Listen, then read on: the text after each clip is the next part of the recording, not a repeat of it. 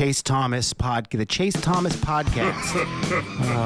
My nephew needs me to record. See, I already hate it. I hate it. All right, hello, and welcome back to another edition of the Chase Thomas podcast, where I'm still the aforementioned Chase Thomas, coming to you live from Knoxville, Tennessee, Everything School HQ. Joining me from ballreport.com, it's Ryan Sylvia. Ryan, good evening, sir. How are you? I'm doing well. Good to be back on. Coming off 2 losses now, though, for the Lady Vols and Vols, so it'll be maybe a little different of a tone this episode, but I feel like it's been up and down for both teams, so maybe not so much, I guess. Yeah, we've talked about it, where it's just like, I think it's just Kim and the Lady Vols are just kind of playing with house money this year, where I think they're fine as long as you just don't like fall apart in a crazy way down the stretch. I think they're in a really good place, and the vibes are gonna be strong going into the offseason regardless for the Lady Vols. But I think on the men's side of things, it's just A, it's more recent, but B, it's just like that game. Tennessee just should have won that game. And with how they shot in the second half and what happened down the stretch was just really demoralizing. Like, it was just one of those where, I mean, some of those were just bad luck, because like I saw friend of the pod Ryan share a tweet, like somebody else had found like Tennessee shot, like their crazy numbers they've shot from 3 against Tennessee their last 4 times have just been, it's something crazy. It's 40+%. I forgot what the exact number is, but it's just bonkers what Kentucky is actually shot against Tennessee in the last 4 trips. But I mean, I go back and forth, because I'm like, on one hand, I'm like, that's just really bad luck in terms of the just the variance and the 3-point variance for what Kentucky has done to Tennessee the last 4 times, specifically the last 2 times this season. But on the other side, I don't know. That was a game that you should not have let get away from you down the stretch, and Tennessee was in position late to escape with a win. They played really well the majority of the second half, and just completely imploded down the stretch. And I don't know, it's just kind of like, oof, that I don't know, it was kind of a kick to the gut a little bit, Ryan. Yeah, there was a lot of shots that kind of felt like just tip your cap to the offense. Like, great offense is going to be great defense type of deal. But there were it did feel like it was a step back defensively from the Tennessee we've seen in the past. And it doesn't change the fact that that's the best defensive team in the country. And I don't think that anyone would argue that. And I think that'll be the consensus heading into March. But at the same time, like, if your offense is going to struggle in the ways that it has, and 64 points and a lead down the stretch isn't the end of the world. Like, it was a winnable position. But when you have literally one guy on the team hit a 3-pointer, then it's like your defense is going to need to be elite. And it wasn't. And Kentucky took advantage of it. And once again, sure, sometimes it's just a great shot, and you have to live with that. But that's kind of been what we've been saying all season, though, about what's going to catch them in March is you're going to find a team that's going to hit tough shots like that. And how are you going to respond? Are you going to be able to hit those shots back and have a response? Is your defense going to be able to clamp down and force those 5-6 minute droughts that Tennessee basketball is so impressive at doing on a seemingly consistent basis? Well, against Kentucky on the road, it wasn't able to do that. And now instead, it feels like another game that can almost be a little bit of a gut punch for Tennessee's hopes of getting that 1 seed. Like, they're still going to be a top 10 team. They're still going to be probably a 2 seed in all the bracketologies you look at and everything like that. But the margin for that 1 seed is getting thinner and thinner and thinner with every game like this that feels like Tennessee should have won, but they don't. Yeah, I mean, I think it's a lot more in doubt now with this loss. But, I mean, you still have Alabama on the schedule. And, I mean, it's going to come down, because there are so many SEC teams pushing for that 1 seed. I mean, all it takes is one of them to go down. It takes an Alabama having a bad loss here down the stretch to kind of get that back. But basically, the ball, it feels like with this loss, it's kind of out of their control for a little bit in terms of whether or not they get a 1 seed. They're going to need some help right now. That's probably the best way I would frame it. It's like that Tennessee needs some help to get back in the firm they're a 1 seed category, right? And yeah, and I'm sure they'll get it at some point. Like, if they take care of business down the stretch to a certain extent, they should be fine. Like, if they're only lost the rest of the regular season's Texas A&M, and then maybe you get another loss or 2 from Florida, probably 2 from Florida, or another one from Alabama on top of the one that Tennessee would get themselves, then you're probably in that mix. But it just feels like, right, it'll be the top 3 SEC teams in Duke. So can you be one of those top 3 SEC teams? Like, they're going to be in the mix for it. but at the moment they're the one on the outside looking in.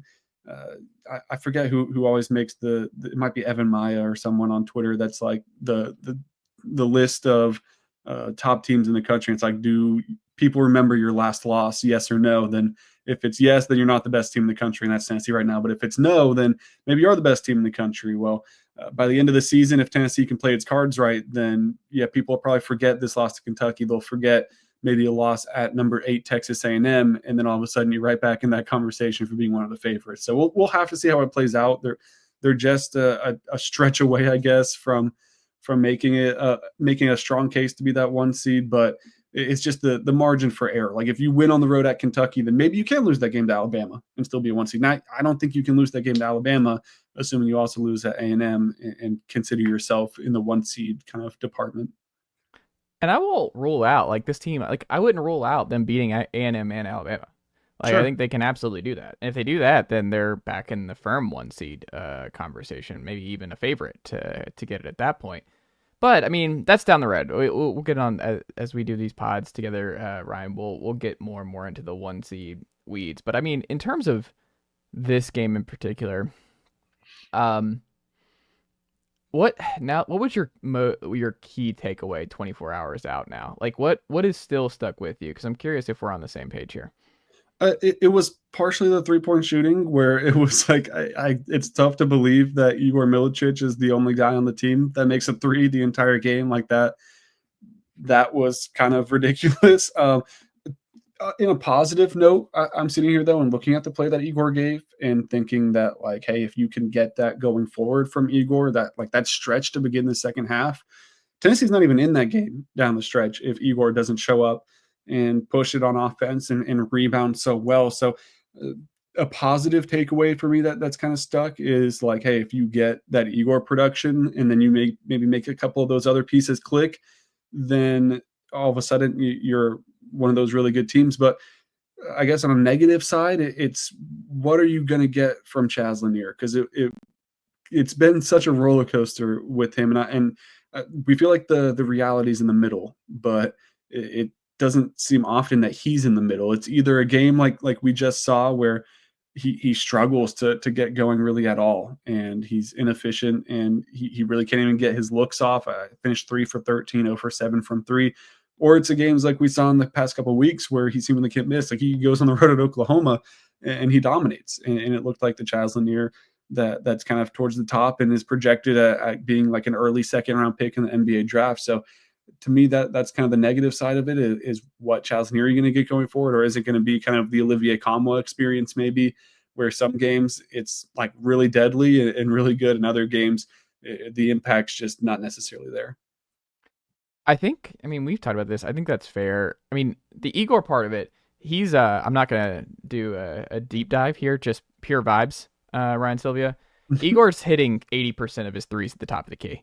Sure. He's shooting 80%. I don't care what the actual numbers are, but I've seen him miss maybe 2 threes from the top of the key. It's such a good looking shot for him. He's so comfortable at the top of the key, pulling up, and he has to take those. And I mean, he's a super tall guy, obviously, and he can shoot over most guys who switch out onto him. He just has to be a big part of it. And my thing with Igor is I think Igor has to be more of a game to game impact guy for Tennessee than Chaz does, because and the weird thing about this game with Chaz in particular, I thought this was like the weirdest Chaz SEC game by far. I mean, we get a Chaz dunk in this one, which I didn't know. I didn't think that was ever going to happen. I've been begging Jemai to dunk for the entirety of this season, and he had one where he's wide open in the lane and he gets blocked, where I'm just like, what's happening? Jemai should have just dunked that. I'll never understand it.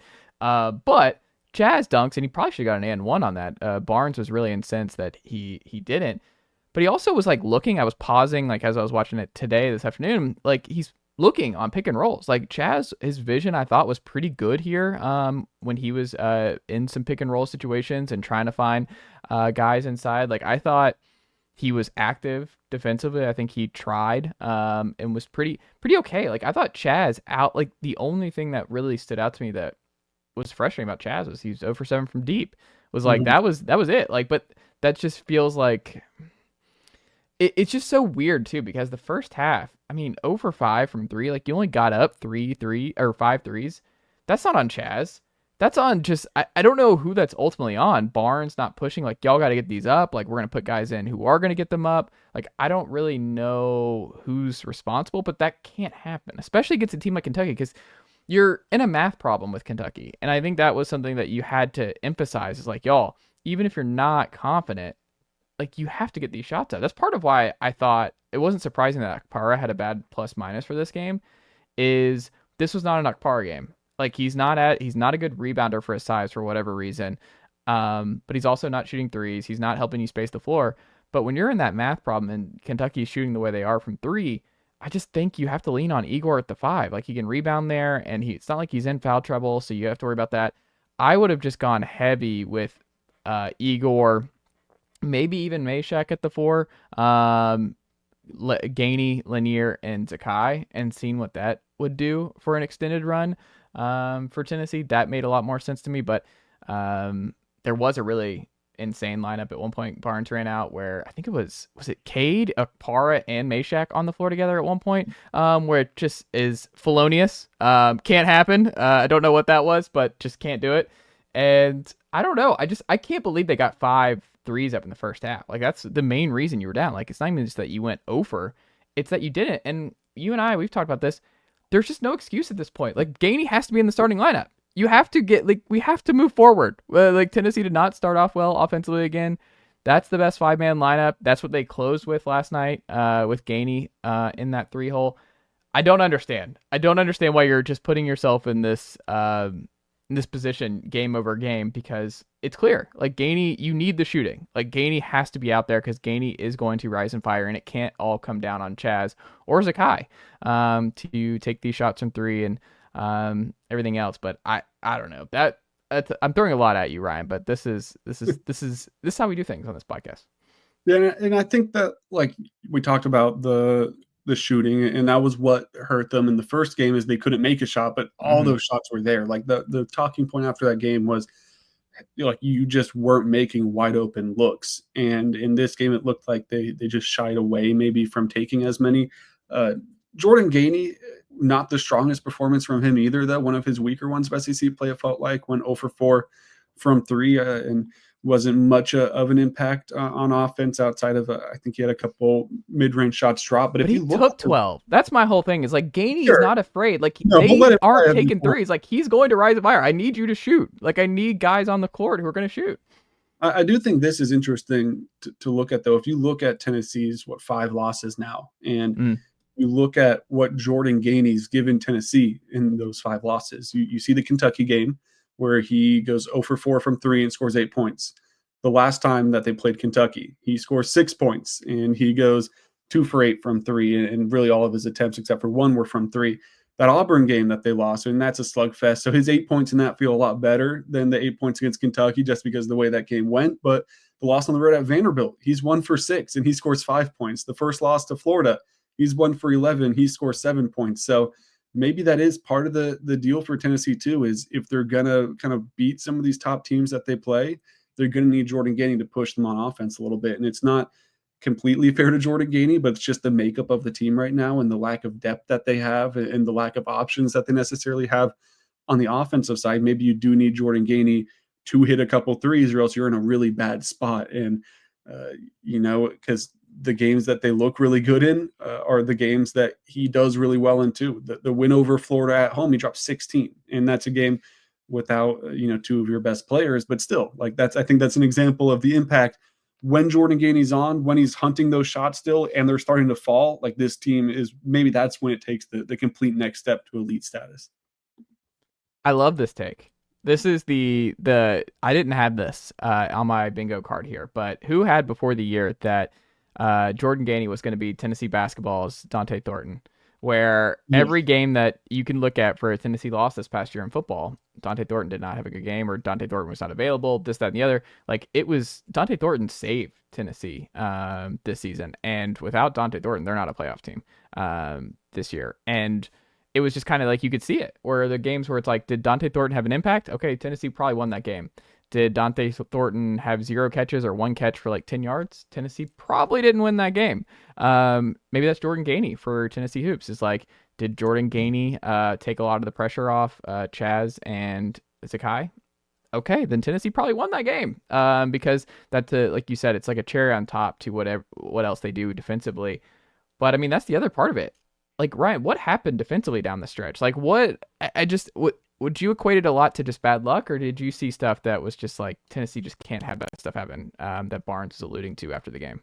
Yeah, I mean, it feels like a little bit of both. Like there's some hands in the faces and shots just fall, and what are you going to do? But it just felt like the intensity wasn't there. And that's not a very X's and O's answer, right? But it just kind of felt like the in your face, like you're not going to get a dribble off, let alone a shot off type of defense that Tennessee usually plays, wasn't necessarily what we saw. And the result was Kentucky just ran away with things. And I'm not concerned about the defense going forward. Like I think that is kind of a flash in the pan, and you're gonna not be able to do everything that you want to accomplish on the defensive end every single time you see the floor. But it should be one of the more consistent parts of your game, just because kind of the old adage of defense travels. So it was disappointing. I'm not gonna like linger on that too much though, and like. There are questions about the defense. Like, no, to me, it's still the best defense in the country. It's going to be the reason that Tennessee has success in March Madness if they do, and the reason that they're in the mix right now for a 1 seed, and that they're one of the favorites just across the entire country is that defense. So I don't know. I'm not sure why the intensity seemed to take a step back late, but to me, that was one of the bigger pieces. Is it just didn't look like it was fully there. Can we also throw out, I think Dubar should have played more. He had 2 great defensive plays in this game, especially when you're not getting shots up. Dubar should have played a little bit more. He's going to take some threes. I mean, did he only get 1 up, I think? I don't remember any other He got 1 3 up, but I think he shot from the field.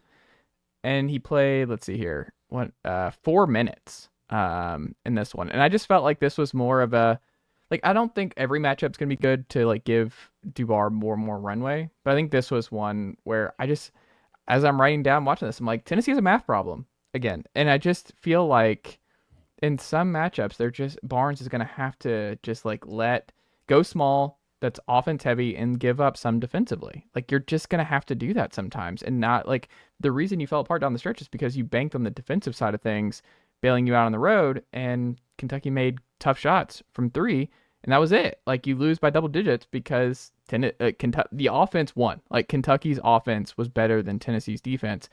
And I think Tennessee sometimes, like, Barnes dies on this hill of, look, we're going this style, and that's just how it's going to be. And we'll see I'm okay with the results. But I'm like, I don't even think it's necessarily a Dubar thing, but the Gainey one's an easy one that you can fix. I think that you're already closing with him, so that's a good positive, but I think you just have to expand that out a little bit more.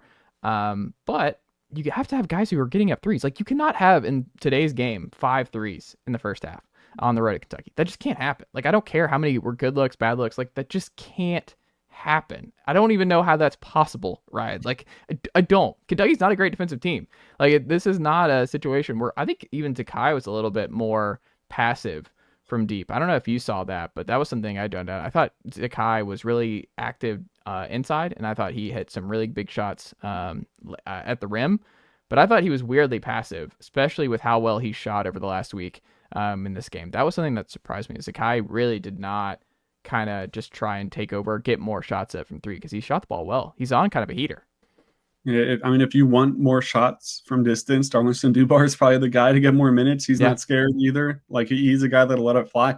Not shooting at the clip that he was at Hofstra or anything like that. I think he's sitting around 25% right now from 3. But, like, yeah, I mean, he's not scared to let that thing fly. So there is advantages, disadvantages to him. I thought he was okay in those first few minutes. Like I said, only few minutes of the game. Thought his defense was pretty solid, but maybe that offense wasn't exactly what Rick Barnes was looking for. But like I just said, if you do want shooters to shoot while they're on the floor, then Jonathan Dubar is that guy. But it is, I mean, it's much different than the beginning of the Rick Barnes era in the offense, and the frustration around how many mid ranges that those original teams took. Like, it's not the same issue like that, but it does just kind of feel like it's kind of every year but last year. Like the 3-point line has been a topic of discussion for Tennessee every single season under Rick Barnes, and he's had so much success. And who am I to criticize the kind of offensive style I guess he has when he's brought Tennessee so much success. Like he's probably the best coach in Tennessee men's basketball history. So, but yeah, it's puzzling to see some of the numbers sometimes, and the lack of shot attempts, and then the lack of efficiencies. And the Zakai Ziegler point too. I mean, he just takes 2 in the entire game after a rough start to the season for his efficiency, and all of a sudden they start falling, and then maybe he takes a backseat. And he's a guy that shoots well at Kentucky usually too. So I don't know. It's just puzzling. I don't know if there's a direct answer that you can have besides just take more, but we've also seen kind of what happens when they do take more sometimes is you get the home game against Kentucky where shots just aren't falling, and you get all the open looks you want, and you take all the open looks, and still you're sitting here and you're frustrated about what happened behind the 3-point line. Switching gears here to Lady Vols. What was the biggest difference you saw in the win over UConn and then the loss to another super talented top 10 team in LSU? I think Kim Caldwell said it pretty well. I guess we talked to her yesterday or the day before about that game and what exactly that was, the difference between holding on and beating a top 5-6 team in UConn and then losing to a 5-6 team against LSU. And she just kind of was like, we made shots down the stretch against UConn, and the offense disappeared for them against LSU. And you could kind of see that, and you look back at some of the other games that they've lost that they were in down the stretch, and it's a similar scenario where all of a sudden the offense just kind of starts to slowly take steps back, and the other team's offense continues to hit shots, and now all of a sudden there's 45 seconds left and you're down 2, and then you're in a completely different position. Against UConn, they were the team that kept their foot on the gas. They were the team that was able to hit big shots. You got the big shots from Jewel Spear, you got the big shots from Zee Spearman, and then you were the team that was up 2 or 3 points with just a couple of seconds left. And that is ultimately the difference in close games is can you be the team that has the lead and is the one going to the line and controlling the game when you're playing that foul game? And Tennessee wasn't against LSU. I'm not and ultimately that's the difference is you have an opportunity to win that game. You have that late lead, but LSU continues to make shots and you don't. Give me your Sylvia spotlight. Let's add this into the rotation here every week, Sylvia. Let's do the Sylvia spotlight. Which player would you like to spotlight this week that has maybe impressed you, has interested you the most? Who has it been with the UConn and LSU game? I guess between the both, you have to go Zee Spearman, and it looks like she's kind of flipped a switch a little bit in these last few games. And Kim Caldwell had some really interesting comments after the LSU game where she kind of inferred that like if Zee Spearman can almost mentally be in the right place and focus on kind of the team over herself, and that sounds a little blunt. Like Kim Caldwell said it in a much less blunt way than I just said it, but that was essentially what she was getting at. But that Z is just such an important player to this team when she is like that, and she's so impactful. And she hit those huge shots down the stretch against UConn, and she was able to get to the rim. And I think that's been a big thing for her too, as she's progressed here at Tennessee, is stop playing from outside in and really start going inside out. And she's capable of hitting those 3-pointers, but she's such a better player at the rim. And that's what we saw translate to that LSU game too, where she was one of the 4 players that really gave them anything all night on the offensive side of the floor. And if she can start to kind of continue to get the rebounding game into it, get some better post defense and have active hands in the press, then all of a sudden she's one of the best players on this team. And that's what she's looked like the last few weeks. So we'll see if that can continue. We'll see if she can kind of find that consistency going forward here to finish out SEC play. But I was really impressed by the last 2 games from her.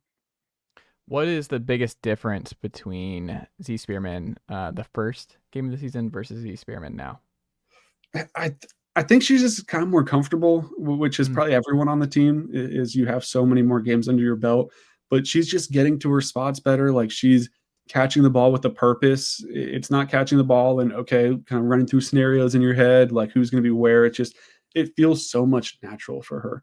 And she's looking to attack the rim too, which I just touched on a little bit, but I think that's such a big deal for her game where she's so athletic for her size. Like she's probably a 4 if you had to put her in a box, but with what Tennessee has on the roster, she's playing 5 every time she's on the floor. And if she can kind of use that athletic four skill set and do it against some of the slower footed fives that she'll go up against, then she's going to be an athletic driver that's going to get open looks at the rim. And if she can continue to finish on those layups, which sometimes has escaped her a little bit, then her numbers are going to go up and they're going to kind of continue to rise because she's getting those open looks. So to me, it's pretty much everyone on the team, but it's coming more naturally. It feels more fluid, and it looks like every time she gets the ball, like she knows what she's supposed to do and she's going out and executing it. Who do you have circled of like, I really want to see how they respond and build off these last two games, and really just, I mean, the end of this SEC slate for you? Who do you have circled that you really want to see more out of down the stretch here? In a positive light, Jewel Spear. I would love to see her kind of build off of these last few games because she's been good all season, but it's come a lot in the fourth quarter. Like in these big games, she'll enter the fourth quarter with like 3, 4, 5 points, and all of a sudden she hits 3 huge threes, and is kind of the reason Tennessee's in the game down the stretch. She's been better about getting it going earlier, getting her looks earlier, and that's been something that the Lady Vols have talked about internally too. Is kind of the totem pole of shooters. Like, hey, I'm a 30% shooter. I got Jewel Spear to my right. Like, if we're both open, let's get the ball to her and let her take that look. And so I think we've seen that kind of help them in getting her some more looks early in games and getting going earlier in games. And if she can kind of continue to hit her stride here, I think that could be a really big deal for the Lady Vols. But maybe in a bit of a negative way, like how are you going to respond in terms of like how are you going to rebound? Samara Spencer had a pretty poor game against LSU. I mean, she took just one shot. You score 77 points and 71 of them are from 4 players, and the only starter that's not in that mix is Samara Spencer, who doesn't score. And I asked Kim about that at the press earlier this week, and she was like, yeah, I don't know why she didn't want to shoot. I don't know why she wasn't kind of a bigger piece of the offense. At the time, they were like, we're about to go watch film, haven't met with the team yet, so we're going to go find out what's going on there. So I'm curious to see if that results in a small uptick, like, because she doesn't have to be a huge shooter. Like, she can kind of play that Zakai Ziegler role in a way where it's like a pass first look, but if the threes are there, go ahead and shoot it. But what is that going to look like? Is it going to be, 8 shots next game, or is it going to be like, hey, let's let this thing fly next game? I'm curious to see what that looks like from her, and then how she kind of responds after a pretty negative game from her. Ryan, Sylvia, what can the good folks check out from you and the team over at volreport.com this week? Yeah, we have, of course, men's and women's basketball, everything you need to know there. The Diamond Sports are officially underway. Softball season, we got a recap on last weekend up. So if you missed what Tennessee softball did open the season, we have kind of everything you need to know on that. And baseball this weekend, football recruiting, football spring stuff, everything Tennessee athletics at volreport.com. This is the toughest time of year to cover Tennessee. Is the weekends where you've got so many different games going on, and hoops, men's baseball, softball, all on the weekends. It's unavoidable right now. Like, just the overload here. You got to pick your spots now. Mm-hmm. It's passing off and on with baseball stuff with Noah over at Vol Report. Like, he's doing Sunday because that's the same exact time the Lady Vols are playing. I'll do Saturday. I'll do the double header with baseball, roll right over from one to the other, and we'll get everything covered. It's a fun job though, so you can only complain so much. But yeah, it does get busy at this time of the year. Go support Ryan and Noah over there at ballreport.com. Go subscribe to Ball Report if you are not already, and all the great work that Ryan and Noah and the team over there at Rivals are doing. Ryan, thank you as always, my friend, and I'll talk to you next week. Yeah, thanks, Chase. The Chase Thomas Podcast, for people who have nothing but time to kill. All right, we're back here on the Chase Thomas Podcast from still the aforementioned Chase Thomas, coming to you live from Knoxville, Tennessee, Everything School HQ. Joining me, Locked On Vols, Volquest own Eric Cain. Eric, no days off here now with Tennessee baseball here. No boring days, no dog. It's not the dog days of summer. No dog days of winter, I guess, for Tennessee baseball, because now you're going to law school, Eric Cain. I mean, I'm literally, you send me the link. I'm on my computer. I have dual screens here. I'm going on my right screen. I'm going to click on the link to join the show. I look to my left, my Gmail account's there, and I'm like, oh boy. oh boy, we got something going on in court. And then I'm opening all these documents and I'm like, oh my gosh, I'm not a lawyer. I don't understand this. So, hey, it's part of the job, and it's fun. It's thrilling. It's exciting. But yeah, to your point, man, there's no days off. Season hadn't even started yet. It's going to be an awesome season. Plenty of preview coverage. You got the porch coming out, later on Thursday with Xander Seacrest. So looking forward to that. Alberto Ozuna, we'll see. I obviously don't think he's going to be, with the team this weekend in terms of eligible to play. When will that be changed? We'll see. Of course, he's filed a complaint against the NCAA that happened on Wednesday, and filing a temporary restraining order, injunction, and all that. Basically what it comes down to my understanding, again, I'm not a lawyer. To my understanding, it's essentially you look at Diego Pavia, and then you look at Alberto Ozuna. Ozuna exhausted his eligibility in spring of 2024. Technically, Pavia is a 24-25 athlete. So that's the holdup here, okay? And I think that's what, they're trying to, point out in court right now. But end of the day, we'll see what happens. I don't think that he's going to be ready to roll for Tennessee this weekend, but maybe next week will bring new opportunities. But regardless, you want a guy like that. You want him to be able to play first and foremost. I think you'll help Tennessee's lineup, but Tennessee baseball is going to be an exciting season any way you want to spend it. So excited to get that going here in the next couple of days. Isn't it funny though? Because I've wondered about like how close the season will be to 23, and I think there are a lot of parallels to the 23 season already here at 25. But you had this with Maui Ahuna right out of the gate in 23, and you're kind of doing it all over again with Zuna. Different level of need. Like they needed Maui, and it was a different level of need too, and it was also a different circumstance. I mean, Maui was here in the fall. Maui was a traditional transfer portal get. Mm-hmm. This one was one of those like, oh, I'm Ozuna. I've exhausted my eligibility. I didn't get drafted. I don't know his situation. I haven't spoken to him about this, but I don't know if he had any UFA opportunities or whatever if they weren't good. He goes down a level, which is a separate conversation. How in the world can you be eligible for D2, D3, but not eligible for D1? I don't know. I'm not an NCAA spokesperson. I'm not a lawyer. They're making it up as they go. That's weird. But he's like, okay, I want to play. I'm going to go to a team that just won the national championship. He's with Tampa in the fall. And then because of the Diego Pavia ruling in December, it's like, okay, and you're seeing other players, not just Ozuna, you're seeing other players around the country. Georgia's got a really, really good one, an outfielder that's going through the same process right now. And it's like, okay, well, let's do this thing. Let's go. Let's be a part of it. And so he comes in, and he's been here like 2 weeks almost at the time of this recording. And he's come on. He's really gelled with the team and all that. But different situations. But to your point, it's like, okay, going into the season, Maui was not eligible that first weekend. Tony ended up getting suspended for like 4 games, like the second week of the year. I forgot about that. Yeah, he just kind of flies on the radar a little bit. But nonetheless, I mean that team, gosh, man, like it was bad baseball there early in SEC play. But the way that preseason top 5 though. Yeah, but the way that team flipped its switch and turned things on in the back half of SEC play, and then that run to Omaha was so much fun to watch. But anyway, I think from a talent perspective, man, I know we'll get into it, but this Tennessee team, and it's kind of hard to say this with losing Blake Burke, losing Semo, KT, Dreiling. They got a lot of guys that got to step up and replace that production, but from a talent and depth perspective, this team is an embarrassment of riches. I think that's one of the big differences between how you avoid the 23 and 25, the 23 start for Tennessee. Is it is a lot. It's a deeper team than that 23 team, but I do think one of my biggest like just overarching question, and I think will be the theme of this 25 season for Tennessee, and I wonder if you agree here, Eric, is this is the first number 1 overall recruiting class Tony's had here, and we've like just talked all offseason about like certain guys are popping a little bit, like the Levi Clarks, the Manny Marins there. You have multiple, Chris Newstrom. You have just multiple dudes, Jay Abernathy, obviously. You have a lot of freshman talent. You have a lot of redshirt freshman talent in like Stone Lawless, and maybe this is a breakout year for him.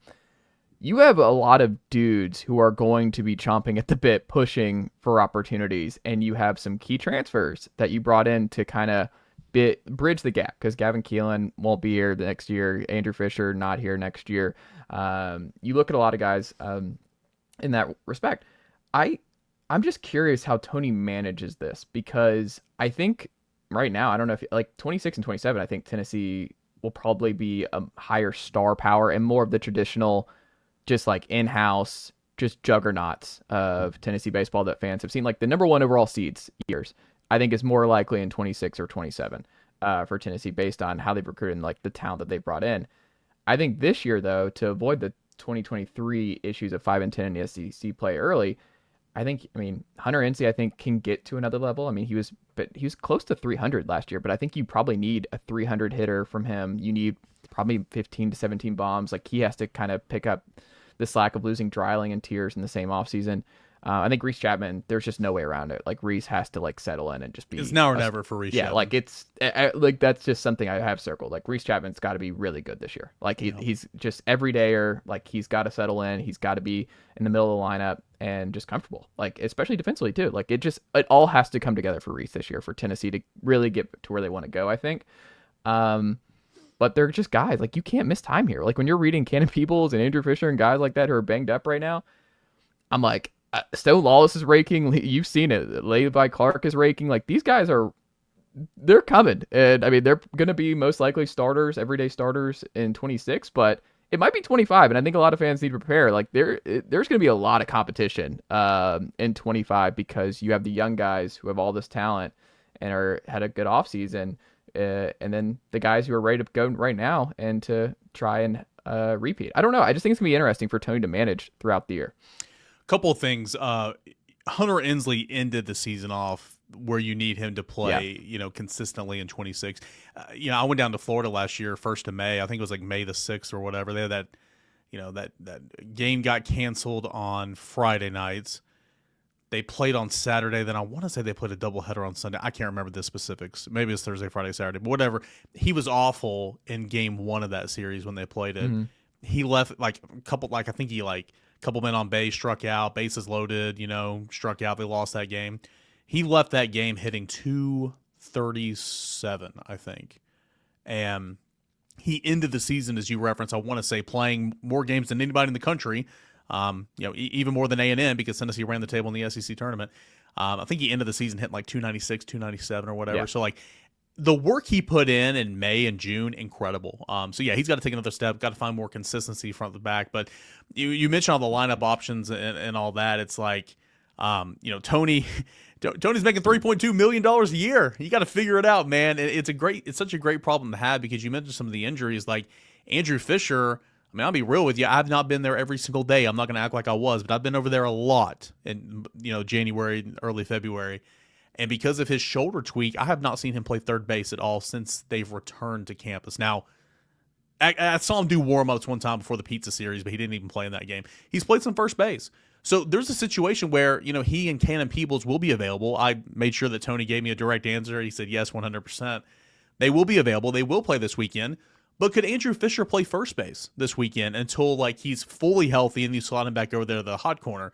If that's the case, man, that opens up the door at third base and Ariel Antigua can play there. Manny Marin, who's been hitting the daylights out of the baseball right now, a true freshman could start there. Gavin Keelan and Dean Curley certainly are going to flip-flop at shortstop and second base throughout the early portion of the season. That's what it feels like. They were on the same team during the pizza series, and they literally flip-flopped every inning. But yeah, then you got guys like Levi Clark that you mentioned. I mean, he's a quote-unquote catcher, but he's been playing first base, right field, left field.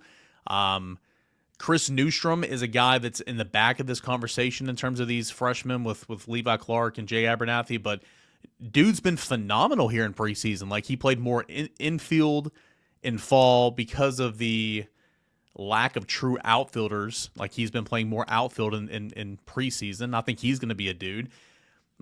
Circle back to Reese Chapman, it's now or never for him. If Reese Chapman starts the year struggling, or for that matter, Jay Abernathy in left field, who's a true freshman, what's the plan there for Tennessee?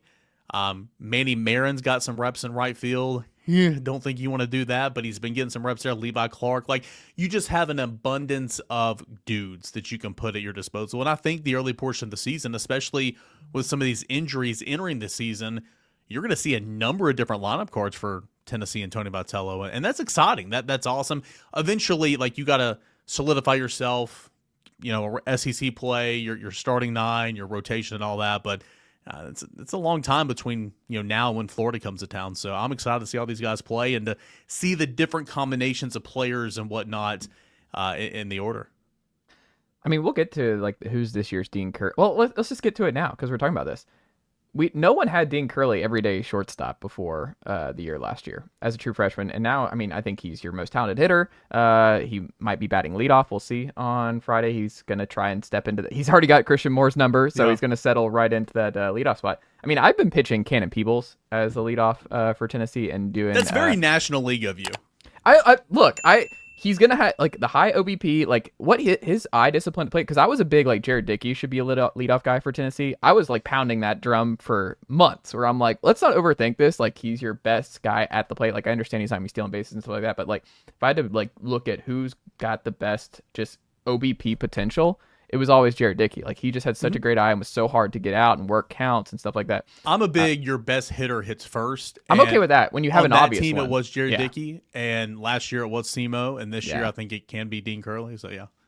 But I mean, Peebles can mash, and Peebles can draw walks, and I think Peebles was really, really good down the stretch last year. I don't know. That was like my side quest was like, all right, hey, are we sure that Cannon Peebles can't just start off at leadoff? But everybody remembers the RBI double and the check from Simo, the check swing from Burke that was it not.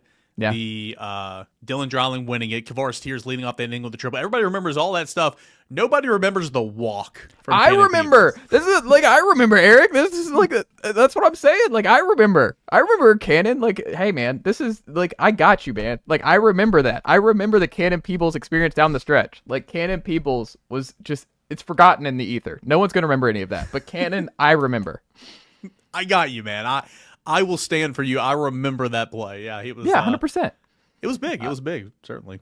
But there is going to be someone who is this year's Dean Curley. Like you mentioned some of the names. I'm curious who you think it is because it's not going to be clean. It's not going to be just transfers or in-house guys who just take the jobs and run with it all year. Like Dean Curley, there was different circumstances as to why he ended up being the everyday shortstop, but it also speaks to when you have this much young talent you're bringing in.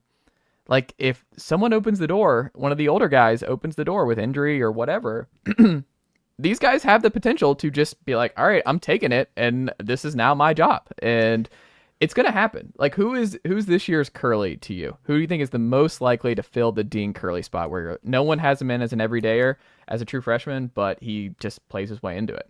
Easy. Manny Marin, 100%. So we all have Jay Abernathy as your starting left fielder. The Pizza Series reflected that, and I mean, you just couldn't keep him out of the lineup. He's done so much, in this offseason. He's going to be good. I mean, he'll struggle. He's a true freshman, but, he's got great speed, sneaky power from the left side, the range in the outfield, the arm is good. But, everybody's already talking about Jay Abernathy. We spent the entire winter talking about him. Manny Marin is technically not slated to be a starter in the starting nine. But man, he's got a glove. He can play literally anywhere in the infield except for catcher. They were putting him in right field a little bit a couple weeks ago just to give him a look. He can even play a little bit of first base. The glove is not bad. Is it Ariel Antigua? No, nobody's is. Is the glove as good, if not better, than that of Curley and Gavin Keelan? Yes.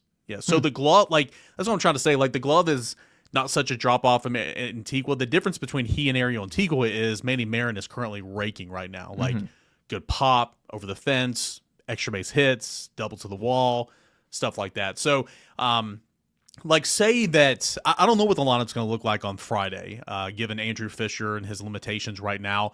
If Fisher opens the season in the starting lineup, and if he's at first base, I think that opens the door for Manny Marin to start at third. Ariel Antigua would be the obvious choice, and Tony likes to give it to the veterans first. That's why, like, over the offseason, I was like, well, Colby Backus I could see starting the first couple of games, but eventually it's going to be Jay Abernathy. Not anymore. Jay Abernathy's overtaken that. He's going to be your left fielder. But, like, say there's an injury, I can see Ariel getting the first start like he did in the Pizza Series. He started with the starters at third base, but the next two games was Manny Marin. But I think Manny Marin's more of a complete player right now with the glove, with the bat, instincts on the base path. So who knows? You just need an opportunity. And, we'll see what happens. A lot of people believe that Tennessee's best lineup has Andrew Fisher at first base to open the door for somebody else at third, whether that's Antigua at short or at second, Keelan at short, and then Dean Curley at third, or, Curly where he's now, Manny Marin or Ariel Antigua third. I don't know. We'll see. But to answer your question, it would be Manny Marin, I believe. Nobody really knows who he is, especially if you're a casual baseball fan or just a casual Vol fan. But he's a dude that you're going to know. I like it. Do you think Marcus Phillips will thrive on Saturdays based on what you've seen and who you talk to? Do you think this is going to stick, like the Marcus Phillips experience on Saturday? We'll see. I'll see what you did there with the stick and the Vanderbilt joke. No, I'm just kidding. Only true baseball fans will know what I'm talking about. We'll see, man. I mean, if Frank Anderson's got the faith to put him out there as a starter to begin the season, who am I to question it, right? The talent's always been there. The question's been about the command. I mean, he was rarely used last year in big-time situations. A couple times he stepped up at Kentucky in the SEC tournament against Vanderbilt. I mean, there's a couple of times that we can point to and say, okay, there you go. But he was never a regular routine dude for Tennessee in the bullpen last year because his command was all over the place. I'm going to be honest with you. In the fall, I did not think he had a good fall. I think in January, there was one day I was out there and I didn't think he looked good, but I was not there 2 Sundays ago, and I talked to some people who were there, and they're like, dude, Marcus Phillips started the scrimmage today. He went like 4 1/3, no walks. I'm like, oh, wow, no walks, working in the 5th. That's good. And then in the pizza series, he started, looked incredible. Manny Marin, he gave up 2 runs in 4+ innings, but Manny Marin's the only one that tagged him. Everybody else, they couldn't even touch him. Manny Marin was the only one that had his number. He had like a solo home run, like an RBI double or something. He's got some momentum entering the season, and he's stretched out a little bit. Pitch counts aren't going to be up there this weekend. We know that. So I'm excited to see what he is, man. I mean, long-term, they've always wanted him to be a starter. He has starter stuff and all that. It's just, can you ever hone in on your command? And right now he has. So I hope it sticks. If it doesn't, we'll see. Tennessee's got an abundance of options. A lot of unproven options, like Game 3. I have no clue right now who's going to start Game 3. Couldn't tell you. But there's about 5 guys. Long term or even just this weekend, you have no idea. Just this weekend. I mean, in the pizza series, it was Dylan Loy, but he pitched an inning. Brandon Arvidsson was his counterpart that day, who I think's got a real chance to be the number 3 starter. He got rocked in his last appearance. We know Nate Snead can do it. I mean, if I had to put money on it right now, I'd probably say Nate Snead just because it's a proven commodity.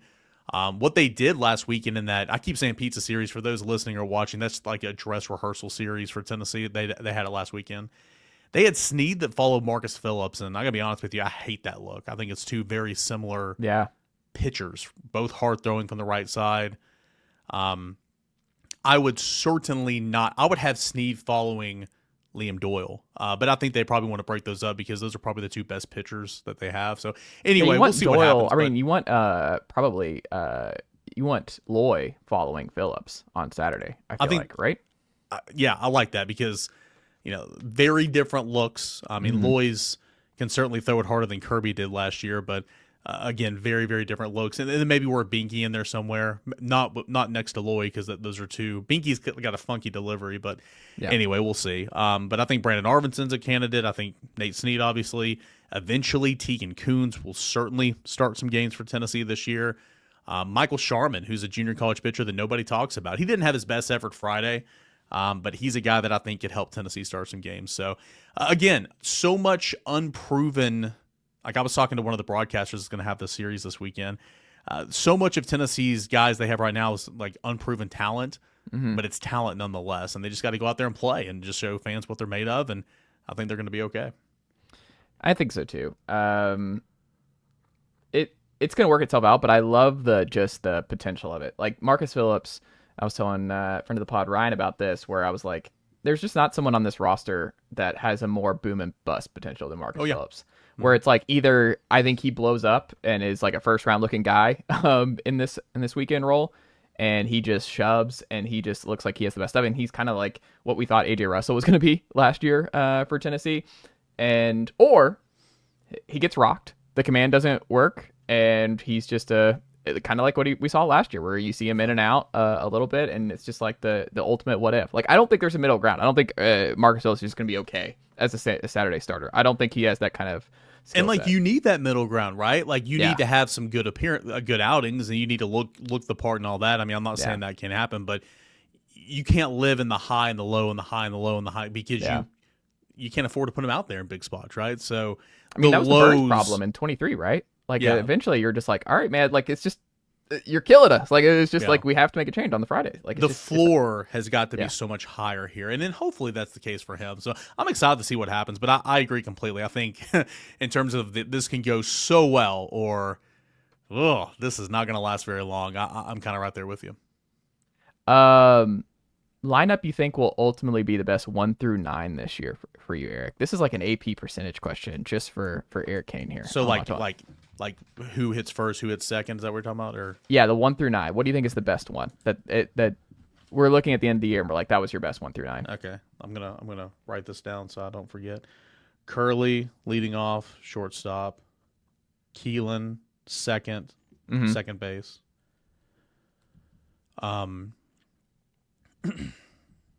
Oh, sidebar. How many different pronunciations do we get of Keelan on different broadcasts this year? How many do we get? Over under 3? Kylan or Keelan. Kylan or Keelan. Okay. No So Killen? I go with Keelan. I mean, I think that's right. No, I'm saying Killen. Like that's the third one. That's a third option. So we got Keelan, Kylan, Killen. Is that what you said? Yeah, I think we'll get a Killen on the broadcast. Yeah, we could get that. We can get that. 3 and playing third, Andrew Fisher. Yeah. 4, I think that's where we put Peebs. Ooh. Catcher. 5. Ooh, no. Sorry, let me backtrack here because this is how they did it in the pizza series. Hunter Inslee hitting 3 and playing center field. Give me Fisher hitting cleanup and playing third base. Give me Peebles hitting 5th and catching. All right, 8, 9. So we got who we got left here? We got Abernathy, Chapman, whoever's playing first base, and then the DH. Okay. Do you want to play with Ozuna or not? Let's go out with. I don't know with Ozuna. I can't pencil in Ozuna right now. I'm the same way. Until he's eligible, I can't pencil him in. So let's go. They had Abernathy, which I like Abernathy leadoff or 9th, but they've That's had the him same. I want him in 9th. They've had him like 6th or 7th here lately. So I'm going to go ahead and pencil him in here at 9th because I think that'd be best for Tennessee. Left field. Let's go. I think Chapman is not 6. Let's go DH. Let's say it's Levi Clark. Not Stone. I think Stone will start the season catching and Peebles will DH. But I think this is Interesting. long term. Clark DH. Let's go Bargo first base. Let's go Chapman right field. All right, so and let's do lefty, righty. Curley is a righty. Keelan is a lefty. Righty is Hunter. Fisher is a lefty. Peebles a switch. Clark is a lefty. Yes, Clark is a lefty. Bargo's lefty. Chapman's lefty. Abernathy's lefty. Okay, so we got this is what I think. I think this will end up being Tennessee's best lineup. This is without Alberto Ozuna. I just love showing my work here. You probably didn't think I'd do it this way. Curley shortstop batting leadoff. Keelan second base batting second. Hunter Inslee playing center field batting third. Andrew Fisher third baseman hitting cleanup. Cannon Peebles your catcher hits 5th. Levi Clark is your designated hitter in this scenario. He'll hit 6th. Dalton Bargo is your first baseman. He'll hit 7th. Reese Chapman is your right fielder. He'll hit 8th. And Abernathy is your left fielder and he'll hit 9th. I could see them splitting up those all those lefties by maybe having another DH in there like Stone Lawless or something like that. But yeah, that's kind of how I see it right now. Interesting. Hunter Hunter in the 3 hole scares me. Yeah, I think Hunter's best in 5 or 6. But I think I keep having this is what they did last thoughts. year though. Where did Hunter start? 2 hole? Am I misremembering? So Hunter started lead off a couple of times last year early in the year. Yeah. And then it was either 1 or 2, and then they moved him down to like 5 or 6. At the I end just of feel the year, that's where he's most 5th. comfortable. I feel like Hunter is like I want Hunter to be the tier 1 of tier 2. Does that make sense? Yeah. Like I want him I just feel like that's where he belongs. I kind of who I think needs, I mean, we just talked about him. You need Reese Chapman to grab the 3 hole. Like you need Reese Chapman to be the guy who but you have the lefty righty situation. I mean, yeah. There's too many lefties at the bottom of this order. So so in this situation I have Clark being the DH, easily that could be Stone. Maybe Stone is your first baseman instead of Bargo. I mean, that's a right-handed bat in there. But yeah, I think can't really go wrong. I'm second guessing myself right now. I've seen him play a ton. Levi Clark is Levi Clark hits from the right side. What am I thinking of? Levi Clark hits from the right side, so there's a right-handed bat there in the order. So you could flip, maybe Barr go to the 6, Clark to the 7, break up all those lefties. But again, there's so many different scenarios here. But I can see that lineup being pretty good. If you have a Zuna in there, that's a right-handed bat that's going to hit somewhere anywhere from 3 to 6. I think he'd be 4, 5, 6-ish, somewhere around there. Yeah. That just makes it that much deeper. I like it. That was fun exercise. It was. I like it. Difference between, so for the folks that have not seen him, Ryan Combs versus Aaron Combs. What's the big difference this season? Because we're gonna get a lot of Ryan Combs, it seems like, in 2025. Eric Cain. Yeah. It's funny. Like Aaron Combs changed his delivery a little bit last year, from the beginning of the year to kind of midway through. Ryan, when he's pitching from the stretch, he'll lean over and he'll let that arm drag. And it kind of looks like a I don't even know, like a lever kind of dragging right here. That's just kind of what he's been doing. And that's from the stretch, but both are really hard throwing righties. I think Combs eventually, like in junior college, he started some. I think he's a guy that could stretch out, but I think it's abundantly clear he's a back end closer / stopper to begin the season. He had 2 save opportunities last weekend in the Pizza Series. He got one. He blew another and ended up getting the win, but I think they're more similar than different. But the biggest difference I can tell is like pitching from the stretch, he kind of leans over and has that arm kind of dangling. It looks like there's a Braves pitcher that used to do that back in the early 2000s. I can't think of his name right now, but that's kind of the biggest difference. Just not Rimlinger. No, not him. Who's that could be a fun. Let's remember some early Braves. Not Kerry Lightenberg. Who else could we Do you remember the lefty closer? I believe his name, and I know this is a former manager, but was it Freddie Gonzalez? There was some closer, short stint. The Braves couldn't find a closer to save their lives, but he would rock. He'd be like on the mound like this. Not Wickham. Was that Wickham? Who was that? Oh man, this is gonna make me think. I think it was Mike Gonzalez is his name, who I'm thinking of. Oh yeah, Mike Gonzalez from the Orioles. Yeah, yes. Mike Gonzalez, because Freddie was the manager for the Braves. Yeah, Freddie was a longtime manager. Yeah, Mike Gonzalez, he played for the O's, the Rangers, the Pirates. Yeah, he played for the Braves from 2007, 2009. I just remember everybody would make fun of him because he'd be on the mound like this. He'd be like rocking like this. Mike Gonzalez, that's a name. That's remembering some guys here. I don't remember. Like Mike Gonzalez has not been something that's popped up in my head for a while. Only Braves fans know who Mike Gonzalez is and Pete Orr. Okay, I was the biggest lover of Pete Orr. I was like, put him in the lineup, second base, fastest guy in the league. He just couldn't hit worth a damn. He could never hit over 230. You know who I had a jersey of, and I was convinced, he's going to be the next guy. Yeah. He hit a home run in his debut. Frank Orr? No. Hayward? Very close. Who am I missing? Tell me. Jordan Schaefer in Philadelphia. Jordan Schaefer. I was such a big Jordan Schaefer guy. Like, Jordan Schaefer was my dude, and just didn't work out. So Jordan Schaefer, and like, I love Bobby Cox, but man, Bobby Cox had a lineup and you weren't moving until it was like, I don't have any more patience. But that patience was for like a 20-game stretch or whatever. Like, he would try Jordan Schaefer in the 8. He would try Jordan Schaefer leading off. And I'm with you, man. I love Jordan Schaefer. He, like, midway through his career, he like tried to go to the mound and all that. Yeah. I thought he was going to be a stud, but yeah, it just didn't work out for Atlanta. But yeah, he homered in his debut. Jeff Francoeur homered in his debut. Jason Hayward homered in his debut. At home, yeah. Yeah, man. Good times, dude. I could do a podcast on like early 2000s Braves all day long. Oh, 100%. And I hope the Volquest guys are listening to this. Leave Eric alone on these. Wait, like early 2000s, let's see where what their impression. I got a little too big for my britches when I clapped back at AP last week. I was like, 90s Braves, I'll take on anybody. What I really meant to say was early 2000s. 90s, I was still pretty young. But hey, we're making progress here, Eric Cain. I want to ask you 2 quick things on football here, if that's all right. Let's ask 2 football things. True or false? This is something I've been thinking about. I talked to Brent about this, I guess, 2 weeks ago here, and I was adamant going into last year where I think Tennessee made the wrong decision not bringing back Tyler Barron. I think Tyler Barron, they tried to, you're a Moneyball guy. Like, I feel like they tried to replace Tyler Barron in the aggregate with the rotation of Dominic Bailey, Jason Jenkins, and Tyree West. Mm-hmm. And I think the problem is like that Rabbits package and what we saw against Georgia, what we saw against Ohio State. Like you saw how Barron just wrecked the Florida Miami game where and Brent made a good point of like Barron did the dirty work that a lot of people just may have overlooked, and he made life a lot better for James Pierce on the other side. And I think Barron, regardless of what you think, like who knows what's like, but like the other stuff, I don't really care about the non-football stuff. Just from a football perspective, I think Tyler Barron was a really good football player for Tennessee.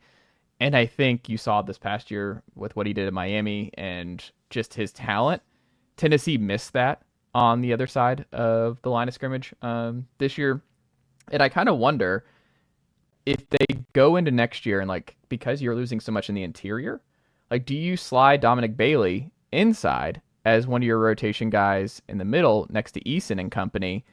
And you are just like, hey, whether it's Isaiah Campbell or Tyree Weathersby, Tyree West, like we have to upgrade our pass rush chops on that side. And we just we have to raise the floor back to find our next Tyler Barron on that side. Do you think that's a good idea? Because I think that should be an offseason position of insight is that, look, we have a lot of talent on that side. Marion Dye, I should mention too. Like he's going to probably be over there. Like I think they need a athleticism pass rush upgrade on that side. Cause I think that's one of the under talked about points that they were missing last year on the defensive line was just, they didn't replace Barron. Barron was good, man. From a pure football perspective, he had 6.5 sacks. Pierce had 11.5 sacks, and Omar Norman Lott had 5.5 sacks. I mean, that is a dang good year on your defensive line. And they all made each other better, and I couldn't agree more. I mean, Pierce missed that presence on the other side for sure, and you know, in a Rabbits package, he would slide inside, and Barron was bigger. I mean, Barron was bigger than Dom Bailey, than Bryson Eason, so like I felt like he could handle the interior. You know, whether that's a 4-eye, a 3, a shade, you know, whatever. He was never playing like a head-up nose or anything, but he could handle it a little bit better than I think a Bailey could. Now, Bailey's not a small boy. He's 6'2.5", like, you know, 295 or whatever. Eason is listed on the roster at 310. He was quick to remind us in the media one time last fall that he was not 300 pounds. I don't know, man. Every time we bring up Dom Bailey sliding into DT, and like as a true DT, not as a package, I don't like it much, but in order to get more of West needs to play a lot more. I think Omar Norman Lott, for a lot of reasons that we're not going to get into, I think Omar Norman Lott didn't play enough this year. He was good. I mean, he's going to probably be a top 45 pick. I mean, he's a really good football player. I think you need to find a way to get your football players on the field more. So I'm a big believer in West. I'm a believer, obviously, in Joshua Josephs. I like Eason. I like Dom Bailey too. So I do think sliding him down inside is something they could explore because they rotate so much. I just wouldn't live in that. I don't want to live in a world where Dominic Bailey is only playing defensive tackle, because I think that Jackson Moy, you know, Eason, obviously, Hobbs. I think I'm intrigued to see what Jamal Wallace looks like. Nathan Robinson. I think that, you know, if given the opportunity, some of those guys to step up and take those snaps. But any way you want to spin it, Joshua Josephs is going to need somebody to be a presence there on the other side. I mean, Tyler Barron was James Pierce's best friend in 2023. Barron was a good football player. He was missed for sure. Got a lot of options, but nobody was as productive as he was, you know, throughout the course of the season. It was kind of weird. Like Tyler Barron would be boom or bust. He would go kind of like James Pierce. I mean, that's pass rushers in a sense. Yeah. Like, they'd have 2 sacks in a game, and then you wouldn't hear from them for 2 games. And they would have, you know, 2 sacks in a half, and then you wouldn't hear from them. That's kind of how Tyler Barron was as well. But I do think that you will see Bailey shift inside a little bit this year. I think Isaiah Campbell's a great candidate to be a defensive tackle. Marion Dye eventually is going to be in the position where Dominic Bailey is now, but I think he's kind of a bigger guy. Jaden Lofton's not big enough, in my opinion. There's just so many different freshmen that I think. What do you think Lofton is then? I think Lofton will be a defensive, not a Leo. He will be a defensive end, but like right now, like, I mean, he's coming off an injury, 1, and 2, like he's a smaller guy. They have got to put weight on him. Like we'll see how it works in fall camp and all that. I mean, I don't want to call the what about Carson Gentle He's kind of in that like, right? He is. Again, they just have so many guys, and like I haven't seen Carson Gentle enough, but like the coaches love him. They said that he was a great practice player last year. I think he got like a little bit of run there in one of those games, and he was pretty productive. But the coaching staff believes Carson Gentle is going to be a guy that can help them. But then again, there's a log jam at defensive end, because I mean, right off the top of my head, I don't have it in front of me, but you got Bailey, West, Weathersby, Gentle, Lindstrom, who right now I don't think is going to factor in. Yeah. Dye, Lofton, Isaiah Campbell potentially. I mean, I probably missed some, but you got so many guys, and there's only one spot there. So yeah, I think to answer your question, I know I keep rambling. I do think Don Bailey will shift inside. I just don't want Tennessee to live in that. Like if he's your fifth option at defensive tackle, okay, that's fine. But I still want him playing where he normally is, because talk about going in spurts. Man, Don Bailey was great against NC State. Don Bailey was great, I think, against Alabama. So he's had his moments for sure. I think that's fair. I just think you want to push those strong side guys to, like, Tyree West would be the best case scenario, because I think he played really well. Either is Oklahoma or NC State. Which was the one where he really shined on? Where it's like, oh, is he breaking out? Which one was that? It was UTC the opener? Was that? They're all blending together. I think UTC was the opener, because UTC is when he dominated, because the picture I used for him all year was in that gray jersey. He was like, yeah. UTC was the one that he did really well. And I mean, he has the talent. Like, he's a former 4-star, Tift County, down there in South Georgia. I mean, he's a good player. I mean, that would be great. I just think they just kind of need someone to break out, like a Barron on that side. Like, I don't know who it is, but they just need one of these guys to break through. Maybe it's Tyree Weathersby, because he had that kind of buzz coming in, and maybe we'll see where he's at health-wise. But, I mean, that'd be great if it's Weathersby, if he can take that Barron role. Weathersby was talked about being a part of the rotation as a true freshman in 23, and then he got hurt. And that's why it's so, like, interesting, because it's like, oh, well, you just assume he's going to be a dude for him this past year. He wasn't. Jason Jenkins was. And, Jason Jenkins turned into a pretty good player. But they have a lot of guys. I think Tyree West has got such high potential. He's another guy that I think could slide inside. He does that on Rabbit's package, but Joshua Josephs needs a Robin for sure, because I think Joshua Josephs is super talented. And James Pierce, a lot of times this past year, in my opinion, he didn't help himself out enough. Like, he gave up so many sacks because he over pursued, or he was trying to arm tackle, or he let go. It's like, dude, you finished the year with 7.5 sacks. He could have easily had 10 sacks, if not for his own self. Plus, he got held all season long. But you need somebody on the other side, and Tyler Barron was great for Tennessee in that regard. I like it. Final thing here for you, Eric Cain. The most underrated Vol position coach is who? Who do you think it is, based in football? Yeah. The most underrated Tennessee football assistant coach? Mm-hmm. Let's see here. Let me think. It was Brian John Marie, but he's gone. I mean, you could slide Engine there, because I think Engine. Well, most underrated. This is kind of easy. If you want to count him, it's Chop. Do you count him? I mean, I think we're not going to spoil anything here, but I mean, I feel like Chop is. How do we phrase this? There is a possibility that Chop is a position coach this spring, so I think we can throw that in there, right? I agree. And now there's no limitations on the field coaching, and so. But I think what Chop has been for your staff, not only on the recruiting trail, but I mean, I'm going to be completely honest with you right now. Chop has coached the Leos every year here. I mean, Chop has coached James Pierce. Chop has coached, Joshua Joseph, Tyler Barron that first year. Like he's been coaching that position. Byron Young. So Byron Young. Yeah, he's been coaching that position. So I wholeheartedly believe that he would be the answer to this question. But I'm with you. I think he gets elevated to the the official 9 or whatever. So I'll go away from him. I will go. Fans might not like this. I'll go Willie Martinez. I was gonna say I think it's Willie Martinez now. We're on the same page. From a recruiting standpoint, he's had some big, rankings and all that. He's had some big wins. Like Jamal McCoy's here. Ricky Gibson, huge win. Okay. At the time, Jordan Matthews, massive win, huge win. He got Boo Carter here. People are like, oh, Willie Martinez doesn't recruit. I'm like, are you serious? Like, yes, he does. Like, Willie Martinez recruits, and look at the position this year. Sure, Jamal McCoy's a good player.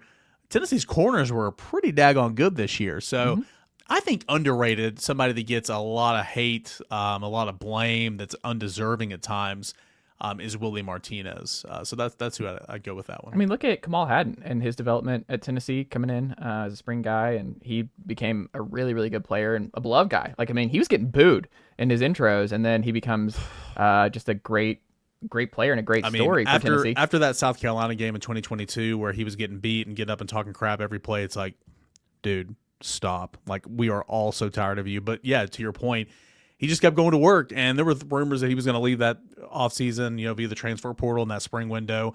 Never did. Came back to work, turned into a really, really good player for Tennessee, and at the time of his injury, he's one of the best cornerbacks in the country. So I think the development has been there at corner for sure for a bunch of these players we're talking about. And I think that's why I'm not really I think a lot of people have with Dramad, if he's not ready to go, you got to go in the portal and get one more guy. And I'm like, I don't know if that's true. I mean, look at the snaps, man.